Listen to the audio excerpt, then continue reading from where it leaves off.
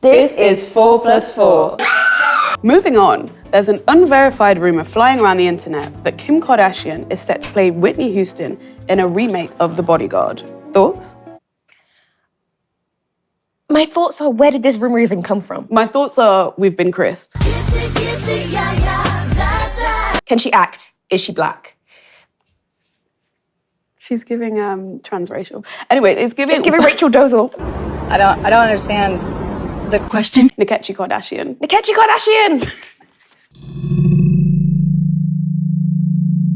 Pre-COVID activities that we can't believe were a thing. Yes. Uber pools. Uber fucking pool. What the fuck? Why am I sharing a car with 4 other people? I don't know any of you. And it's also not that much cheaper than if I was to get the car by myself, don't land. You know. And going back to what we said last week about people being gross, extra gross in an Uber pool. And you can't even say anything because you're literally like sat on someone's lap. Yeah.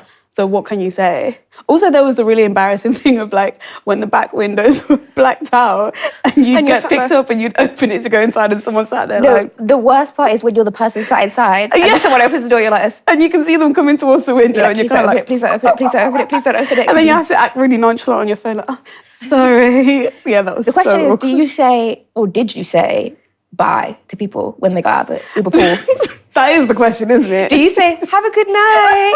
No, but it's giving also when you share a lift with someone, do you say, have a good evening? Like, I don't know, what do you do? What do you do? I mean, to be know. fair, every time I was getting an Uber pool, I was getting in the front seat. Whether there's anybody in the Uber pool when I got into it or not, I'm sitting in the front seat because then I don't have to sit next to a stranger. I mean, obviously I'm sat next to the driver, but like, that's a given. Smart. I know that like the driver's going to be there. So if I'm in the front seat with you, I don't have to pretend that, I can pretend that everybody behind me doesn't exist. So true. Also, nobody's really going to open the front door to try and get in, so I can avoid that whole awkward situation. Aside from you, and then it's like, are we fighting? Because who's sitting in the front seat?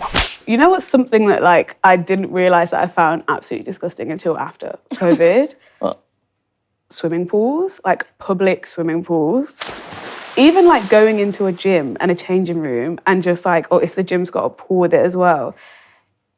Who decided? The wet hair on the floor. Who decided that we were going to take a giant bath together? Right. I don't even want to bath in my own dirty like body water. Why would I want to bathe in other people's? And like I know they put like chlorine and shit in there, but no, it's not like it just feels nasty. Now that I know how nasty people are, because during COVID people were like, started to wash my hands now. It's like, what do you mean you started to wash your hands? Like, what the fuck do you mean you weren't washing your hands before? Who raised you? I don't understand. So many people were like, yeah, now we've got to wash your hands. Or like even having to have, this is how you wash your hands. You sing happy birthday. When you get to the end of happy birthday or whatever song it was. Were you not taught that when you were 5? Were you not taught that when you were 5? Do you even need to be taught that? Is it not like a human instinct like to know that you wash your hands after you... That reminds me though, fun fact, we're from Leicester. And there's, if you know, you know, there's Haymarket in Leicester, which is this really scutty, like mall almost. There's always a scutty mall in every town. In the public toilets in there, there's literally signs above every single sink that says, please don't spit in the sink. Sorry, that's something we need to be told. That's something we need to have a conversation about. What do you mean? What do you mean? Who's spitting in the sink? I don't know. Cat's eye. K-pop. Gnarly. Also, things that we did pre-COVID that we don't really do now is in-person meetings for everything. Literally. Why are we doing that? I mean, I'm super glad for the no in-person meetings. Yeah. Because I love my house and I love a Zoom call.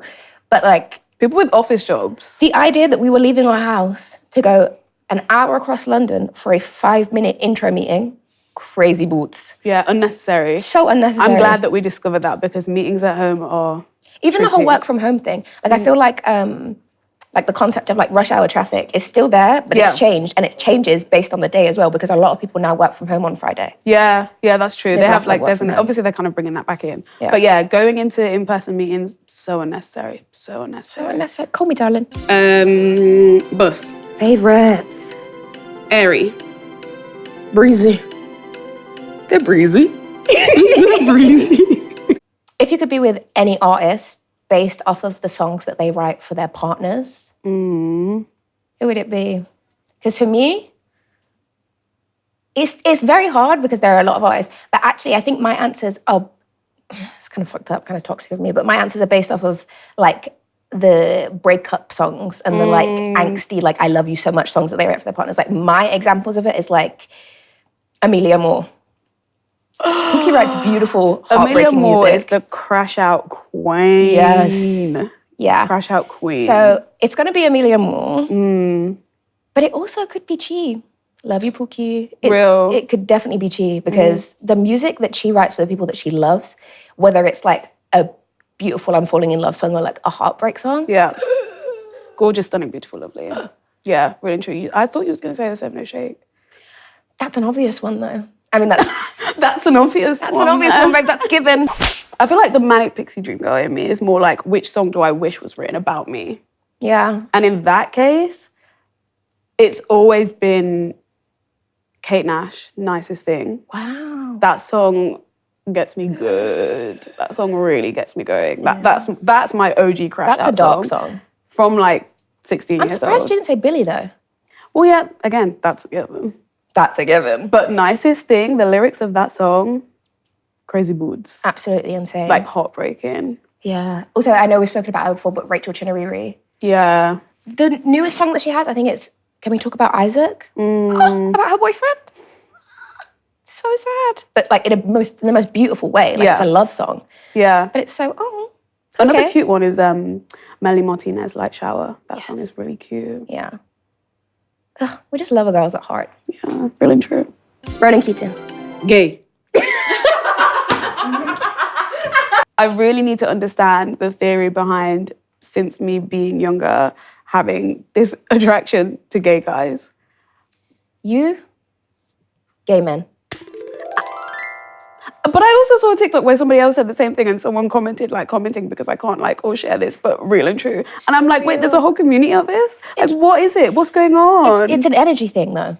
But even like when I was straight, I was fancying gay and I was like, what is this weird thing? Because they've got it's I don't know what it is. Someone must know. It's an energy thing. It's like the mix of masculine and feminine energy. Like in the same way that I feel feminine like a twink and masculine like a butch. Yeah. It's that vibe. It's like the energy how you expect it, but then like flipped around. But like, how can you fancy someone that you know you're not even the gender that they fancy? Like, it's almost like that's the part that makes you fancy them. Like, this is a legitimate, like... It's like fancying straight girls. Ooh. Oh my God. It is. It's your version of fancying straight girls.